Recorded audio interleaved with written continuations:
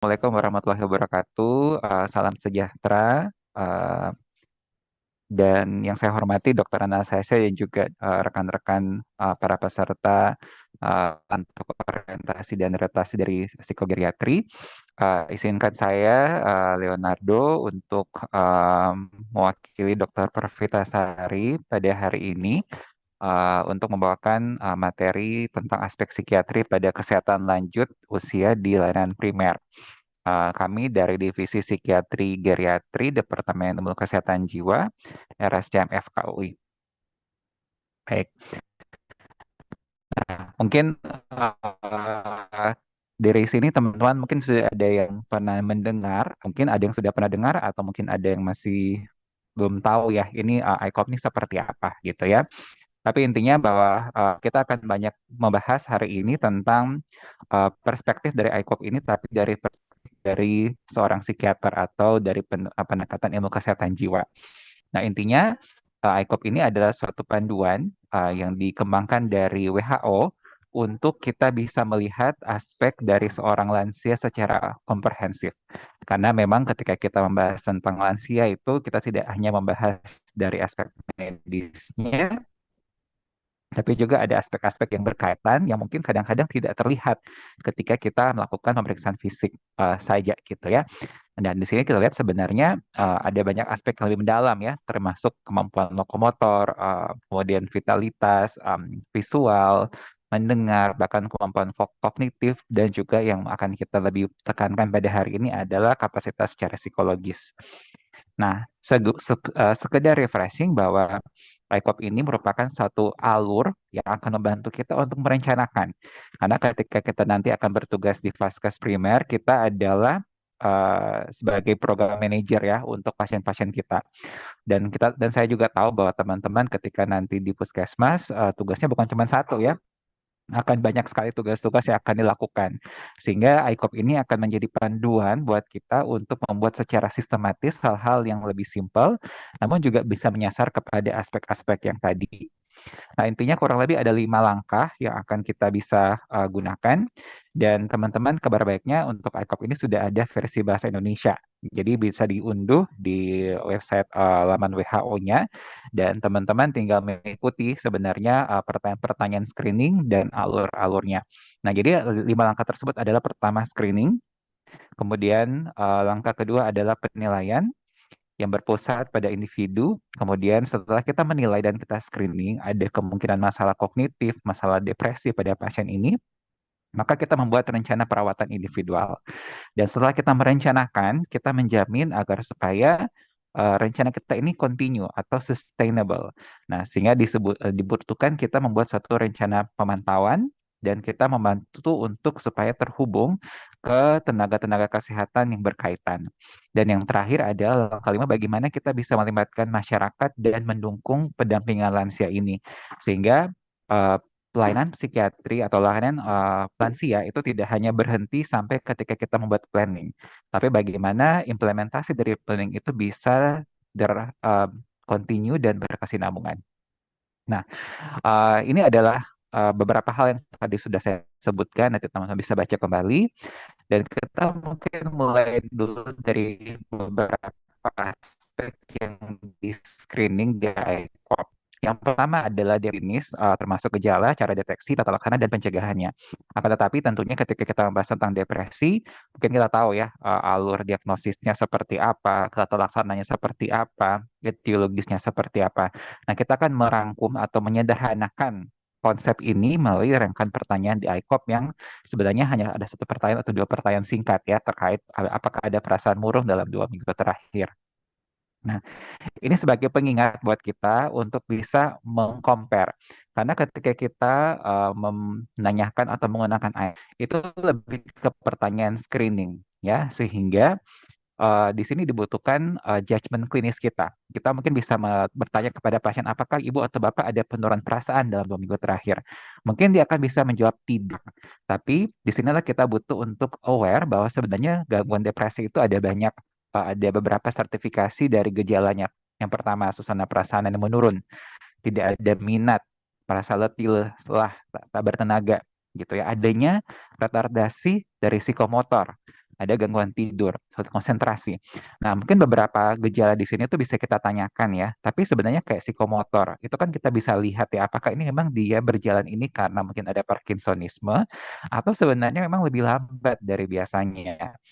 Apakah ketika kita tanya berulang, ini karena memang kognitif yang kurang, atau justru karena memang dia lagi pikirannya lagi tidak bisa attune atau tidak bisa fokus dengan pertanyaan yang kita berikan. Nah, ini tadi yang sudah disampaikan, misalnya memulai dengan untuk depresi, kita tanyakan dulu apakah ada rasa rendah diri atau putus asa, ada kurang minat dalam 2 minggu terakhir ini, dan jika jawabannya ya, nah di sini kita akan membuat suatu alur. Nah, tentunya teman-teman ketika kita melihat secara sepintas kok banyak banget ya, tapi sebenarnya yang perlu kita pahami adalah runutan dari proses alur ini. Kita kembali lagi ke falsafah dari 5 tadi ya. Prinsipnya adalah screening, menentukan klinisnya, menentukan tata laksana, dan memastikan kesinambungan. Nah, dari situlah kita bisa merencanakan suatu perencanaan yang sederhana dan aplikabel dengan kondisi kita. Nah, apa yang akan kita lakukan ketika misalnya screening kita untuk pasien lansia itu sudah mengarah ke depresi? Misalnya jawabannya ya untuk kedua hal tersebut. Nah, jangan lupa bahwa depresi itu terkadang bukan hanya suatu kondisi yang berdiri sendiri, tapi sebenarnya itu merupakan masalah lain. Mungkin teman-teman masih ingat ada suatu gangguan afektif bipolar, ada bipolarity dari kondisi depresinya. Sehingga mungkin saat ini fase yang kita tanyakan adalah fase depresinya, tapi ternyata sebenarnya ada fase manianya yang sebenarnya justru mengarah ke diagnosis yang lebih lanjut. Apakah kemudian ada fungsi kognitif yang menurun? Apakah sebenarnya depresinya ini berkaitan dengan hal-hal lain yang berkaitan dengan kondisi kesehatannya? Misalnya, karena dia nggak bisa dengar, dia nggak bisa ngelihat, bisa berinteraksi dengan orang lain, maka akhirnya dia merasa tidak mampu, rendah diri. Akhirnya kemudian perhatikan, misalnya apakah ada obat yang digunakan mungkin memengaruhi reabsorpsi dari obat-obat yang diberikan untuk tata laksana depresinya. Apakah misalnya anemia, malnutrisi, atau kondisi-kondisi seperti hipotiroidisme ini bisa menjadi prekursor untuk timbulnya gejala depresi pada pasien? Adalah pada pasien-pasien dengan DR tipe 2. Nah, ini adalah alur asuhan untuk tadi kita tanyakan gitu ya. Jadi selain dua pertanyaan tambahan ya, untuk memastikan bahwa sebenarnya ini depresi yang mungkin sekedar sedih sementara gitu ya, atau memang satu hal yang sangat mendalam. Nah, sebenarnya kita bisa juga menggunakan alat screening tambahan untuk memastikan bahwa sana yang lebih signifikan. Di sini kita tanya, ketika kita ke puskesmas, terkadang perasaannya itu mungkin bilang nggak sedih, tapi ternyata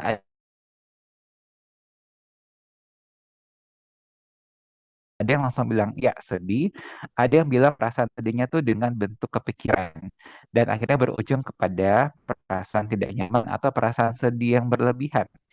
Sinilah tadi kembali bagaimana kita semakin sensitif dan semakin peka pada kebutuhan para lansia. Apalagi kita tidak apa ya, kurang mampu gitu untuk mengekspresikan perasaannya atau terlalu riuh dengan pikirannya sendiri sehingga untuk mengutarakan bahwa dia perasaan sedih itu butuh waktu untuk memproses informasi-informasi. Kok pertanyaannya beda, Dok? Iya, karena memang disesuaikan dengan angka orang lansia gitu. Karena tadi cara orang lansia memandang perasaan sedih atau depresi itu sangat berbeda dengan masyarakat pada umumnya pada usia produktif atau pada orang-orang atau adolesan.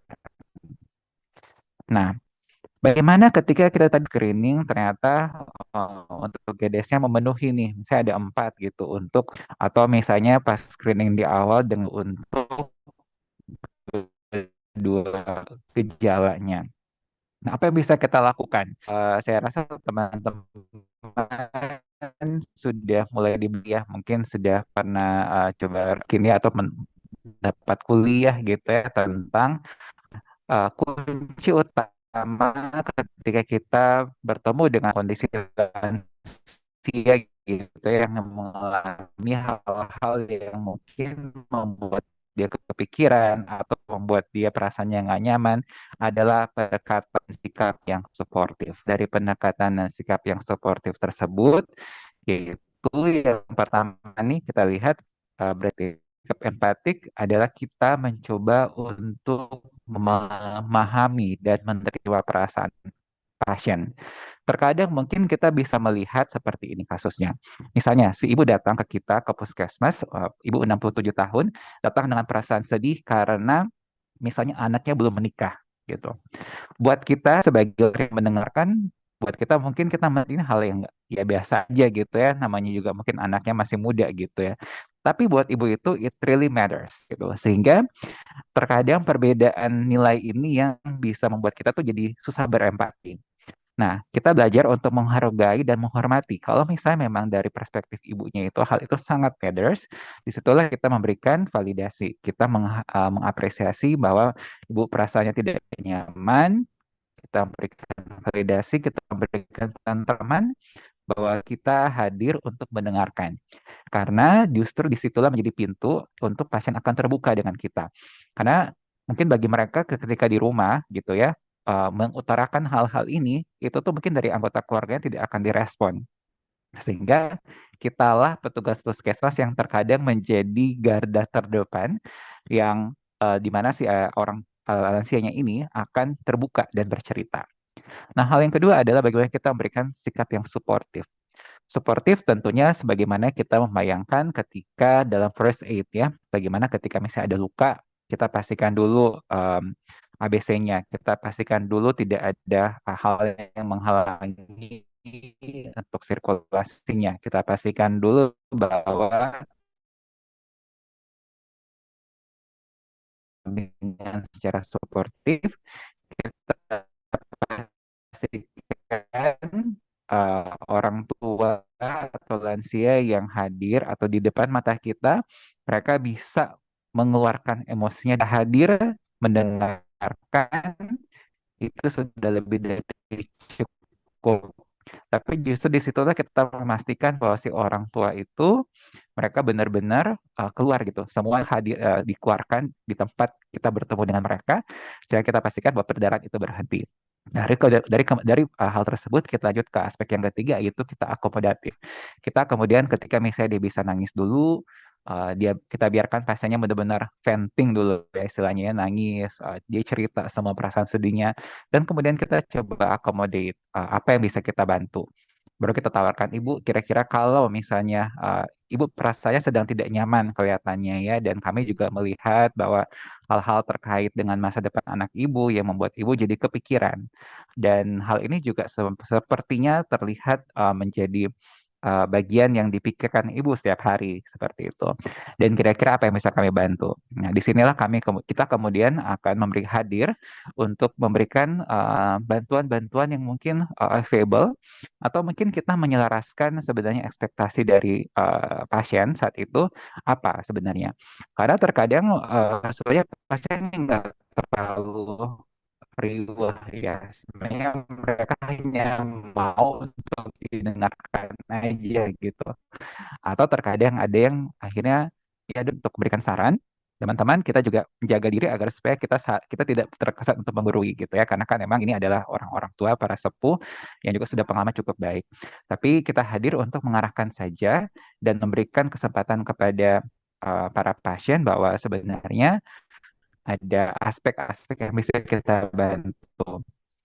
Jangan lupa kita juga encourage kepada pasien ya bahwa sebenarnya ibu sudah datang ke sini sudah memberikan suatu inisiatif yang baik gitu dan kita berikan penentraman, kita berikan penguatan bahwa sebenarnya dengan datang ke puskesmas pun ibunya sudah sangat terbuka dan memberikan kita juga satu informasi yang akan kita gunakan untuk membantu pasiennya.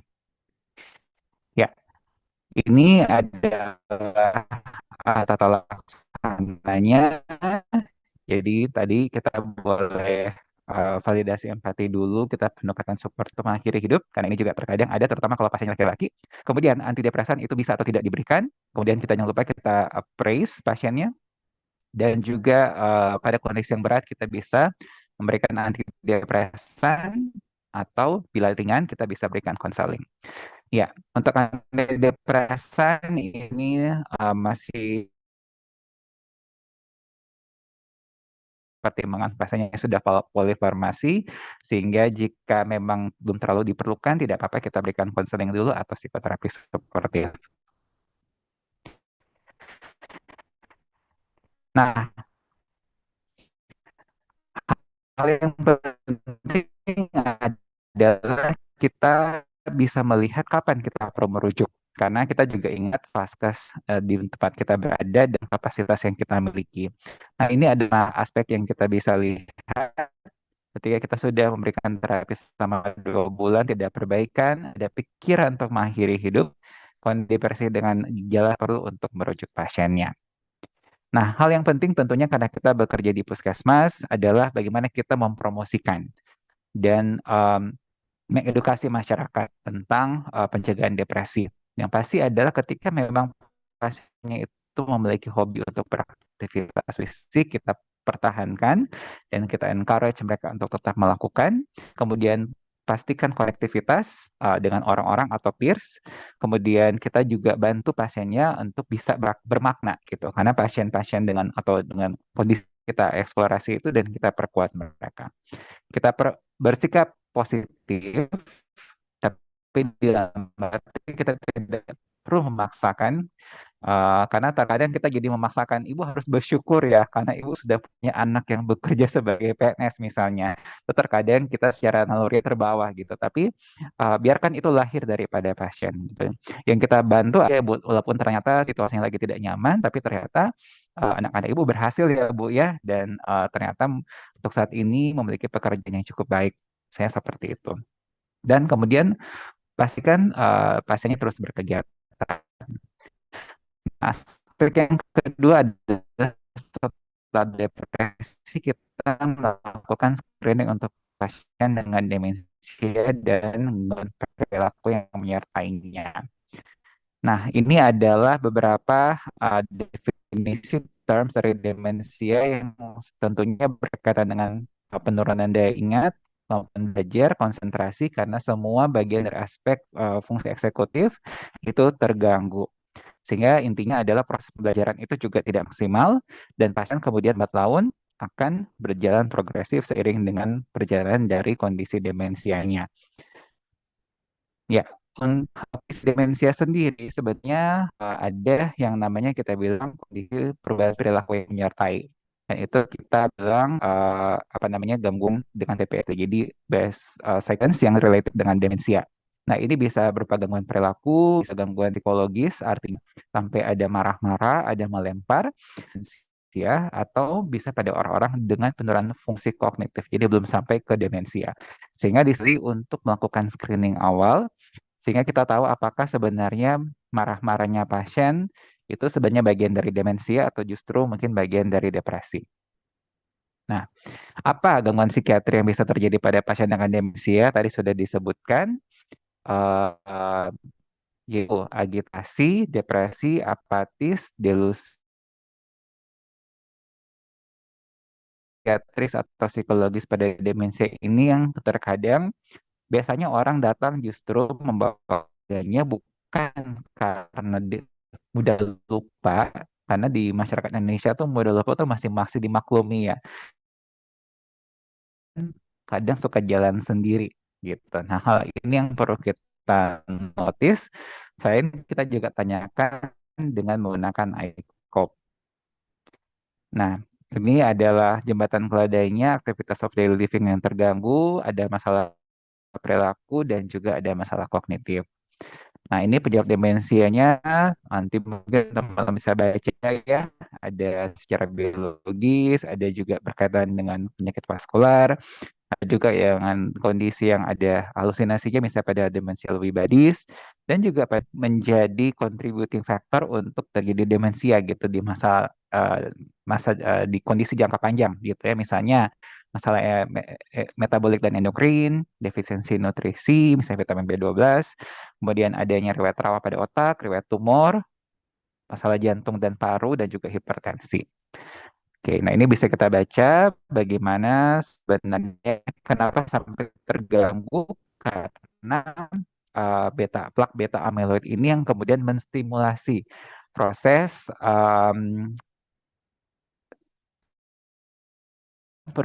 penurunan dari sinaps-sinaps neurotransmitternya sehingga keterhubungan atau jaringan informasi dari dalam otak itu terganggu sehingga lama-kelamaan manifestasinya pasien mulai penurunan fungsi kognitif. Namun kelamaan seiring dengan berlangsungnya inflamasi dan juga penumpukan dari plak beta amyloid ini, maka inflasinya makin bertambah dan jaringan otak makin tertutup dengan plak beta amyloidnya sehingga pada akhirnya fungsi dari pasien itu akan terganggu sepenuhnya sehingga kita lihat bahwa memang demensi ini suatu hal yang bersifat progresif.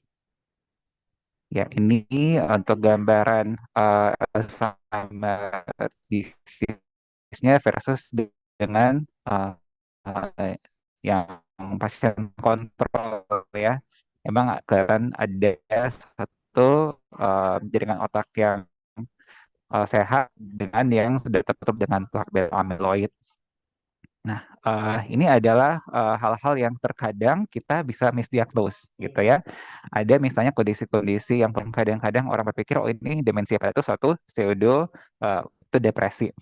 Dan hal lain adalah delirium. Delirium ini artinya setelah kondisi medis yang menyebabkan penurunan kesadaran atau perubahan prasadaran itu kemudian teratasi, maka kesadaran pasien dan fungsi kognitif pasien akan membaik.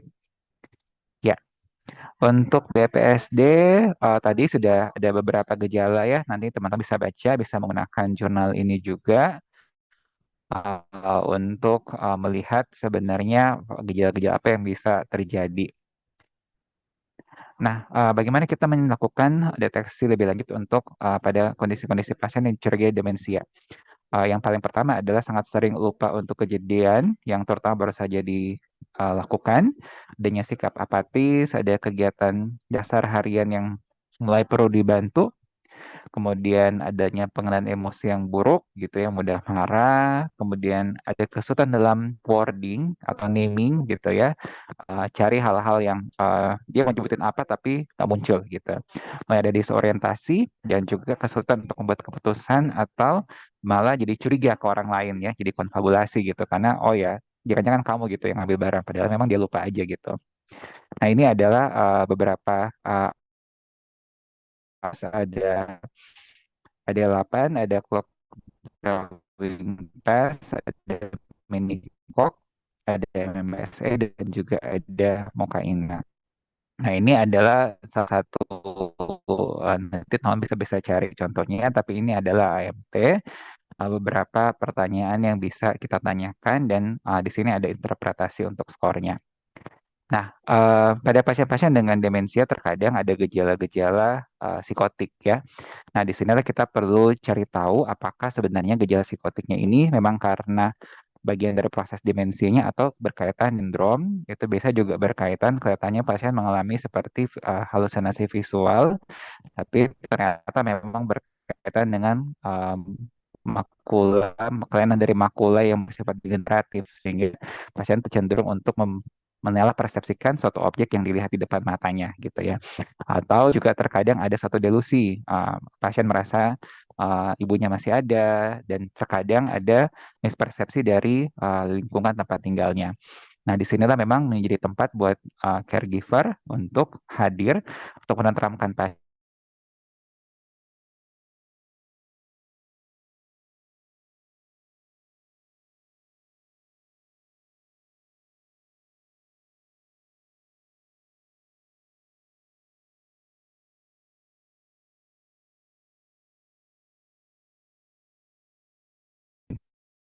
gejala agitasi. Ya, ini adalah untuk clock drawing test-nya yang bisa yang sangat sederhana tapi juga bisa membantu kita untuk mengetahui apakah pasiennya memang ada penurunan fungsi kognitif atau tidak. Ya, ini untuk diagnosis demensianya, kita bisa pakai ICD-10, kita bisa pakai DSM-5 atau DSM-4. Nah, bagaimana dengan tata laksananya? Ketika kita sudah melihat ternyata pada pasien-pasien tersebut memang menunjukkan adanya penurunan fungsi kognitif atau mengarah ke demensia. Yang pasti adalah prinsipnya ketika kita membantu pasien-pasien dengan demensia, pendekatannya harus bersifat personal atau personalized demensia care. Kemudian target terspesifik, misalnya kita menyasar untuk misalnya perilaku wanderingnya, atau kita menyasar untuk perilaku agitasinya, atau kita menyasar untuk perilaku halusinasinya. Hal yang paling penting adalah terkadang karena pasien sudah tidak bisa ngomong, gitu ya, terkadang kita lupa bahwa ini adalah manusia.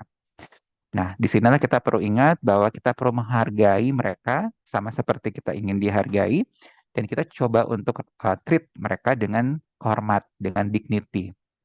Kita pastikan juga caregiver sebagai orang pertama yang akan berhadapan dengan pasien juga kita dampingi supaya mereka bisa diberikan informasi dan juga diberikan penguatan gitu ya. Dan jangan lupa bahwa pasien-pasien dengan demensia itu juga bisa kita bantu dengan stimulasi kognitif, misalnya hal-hal yang bisa dia lakukan atau hal-hal yang senang dia lakukan. Di situ kita bantu untuk dibiasakan dan dilakukan oleh pasiennya. Nah, tadi intinya ketika kita tadi melakukan pendekatan tersebut, kita atasi juga penyebab utamanya. Kemudian kita lihat apakah ada kondisi medis yang menyertai, karena ini sangat penting dan itu akan berpengaruh terhadap outcome dari kondisi demensianya. Kemudian pastikan dukungan dari keluarga. Nah, ini ada prinsip-prinsip yang bisa kita gunakan ya, teman-teman. Ingat, ada pain, activity, ada faktor intrinsik, ada delusion, atau depresi. Nah, hal-hal ini yang kita perlu targetkan kepada pasien untuk kita tata laksana, gitu ya. Kita lihat apakah ada faktor fisik, ada faktor internal dari pasien, misalnya dia takut gitu ya, atau dia merasa tidak nyaman dengan stimulasi lingkungan, seperti itu. Atau jangan-jangan pasien iritasi karena pengen ngomong sesuatu tapi dia nggak bisa ngomong. Misalnya dia mau ngambil makanan, tapi karena dia nggak bisa ngomong mau makan, yang dilakukan adalah melambaikan, tapi justru gerakan tangannya itu yang dipersepsikan oleh caregiver sebagai suatu gerakan gak gelisah. Ya, untuk tata laksananya ini saat ini kita masih menggunakan dari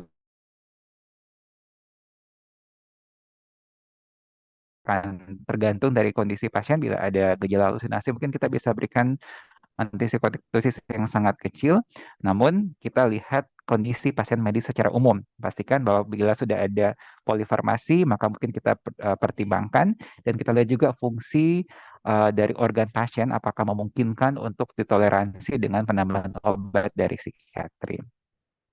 Nah, ini untuk alurnya, ini beberapa juga tool screening yang bisa kita gunakan untuk melihat dan memastikan apakah pasien ini ada penurunan fungsi kognitif atau tidak. Nah, ini untuk alurnya kurang lebih sama, tetap ada 5 tahap. Ya, dan ini juga salah satu metode yang bisa kita gunakan untuk melihat apakah adanya penurunan fungsi kognitif dengan mengingat 3 kata, orientasi waktu dan tempat, um, dan tes memori sederhana yang mungkin bisa kita lakukan gitu sambil kita wawancara. Ibu, coba saya tanya ya, misalnya pensil, kayu, mobil gitu. Nah, terus kita ngobrol. Terus tadi apa Bu yang saya sebutkan gitu, misalnya kayak gitu. Oke, ya.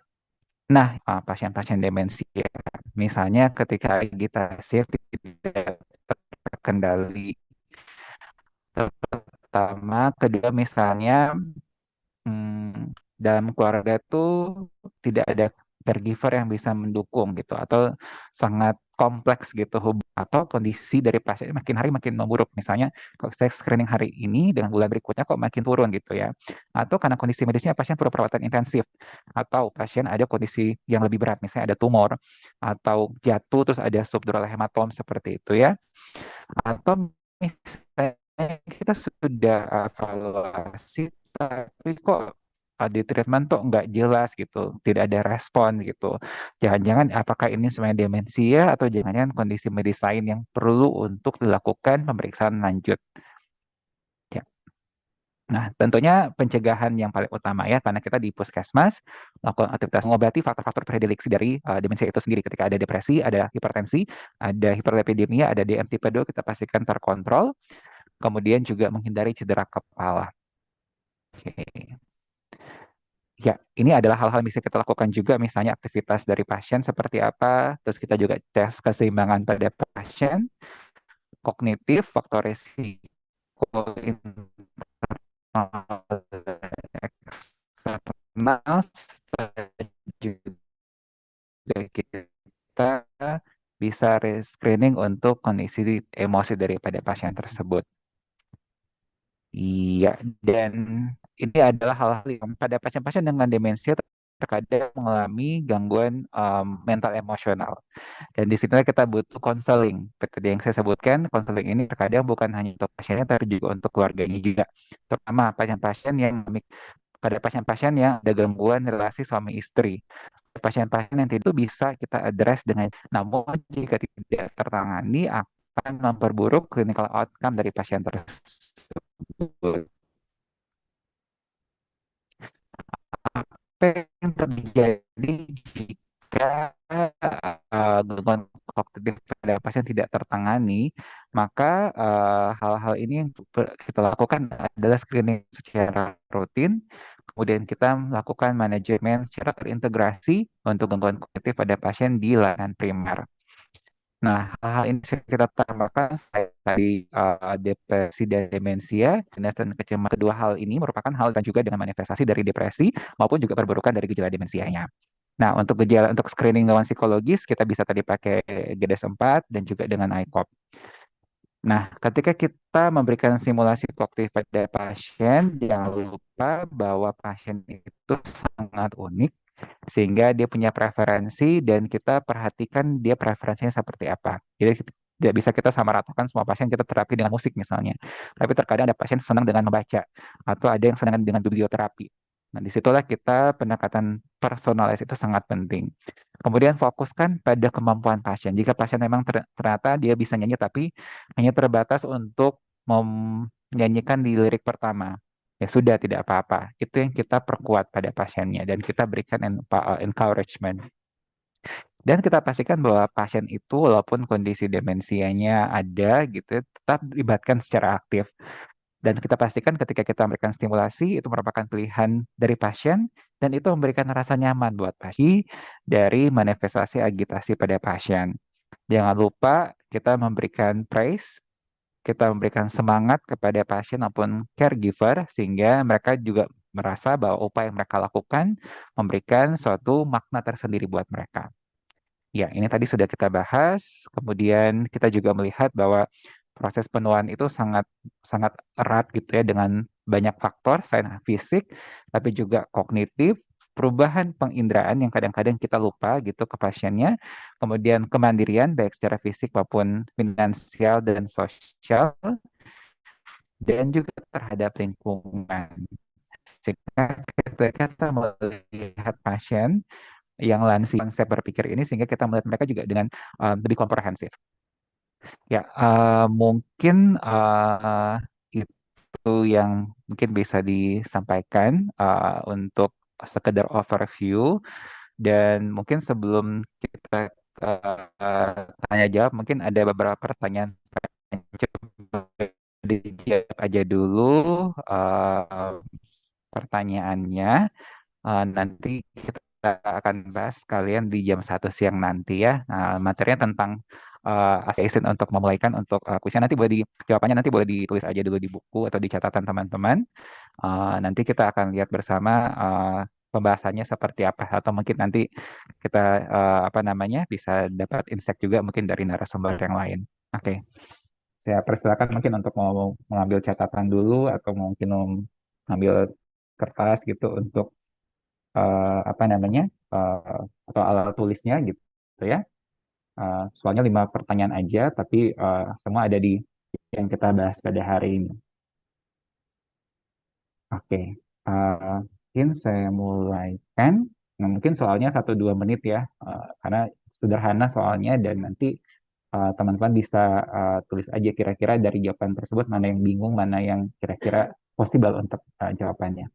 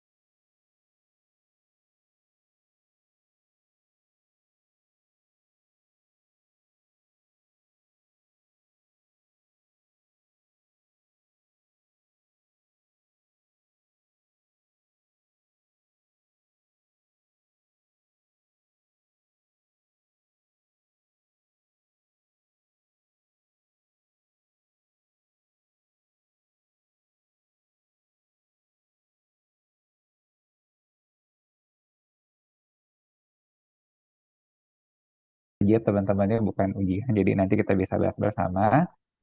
Mungkin masih ada waktu ya, mungkin kalau ada mau yang bertanya atau mau klarifikasi, mungkin saya persilakan.